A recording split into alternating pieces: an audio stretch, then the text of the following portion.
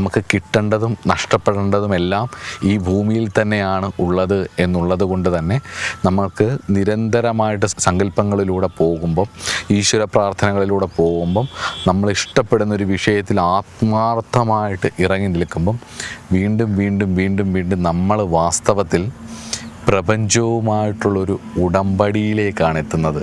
കാരണം ഞാനും ഈ പ്രപഞ്ചവും ഒന്നിൻ്റെ തന്നെ വകഭേദങ്ങളായത് കൊണ്ട് തന്നെ നമ്മുടെ യഥാർത്ഥ ധാർമ്മികമായിട്ടുള്ള ആഗ്രഹങ്ങൾ ആത്മാർത്ഥമായിട്ട് ശ്രമിക്കുമ്പം ആ ശ്രമിക്കുന്ന കാര്യങ്ങൾ നടക്കാനുള്ള ഒരവസരം, സ്പേസ് ഇവിടെ ഉണ്ടാകും. കാരണം എന്താ, നമ്മുടെ ആഗ്രഹങ്ങൾ നടക്കേണ്ടതും നഷ്ടപ്പെടേണ്ടതും ഈ ഭൂമിയിൽ തന്നെയാണ് ഉള്ളത് എന്നുള്ളത് കൊണ്ട് തന്നെ പലപ്പോഴും ന്യൂ ഇയർ റെസൊല്യൂഷനായിട്ട് എടുക്കുന്നത് എൻജോയ്മെൻറ്റിന് വേണ്ടിയിട്ടുള്ളൊരു കാര്യങ്ങൾ മാത്രമാണ്.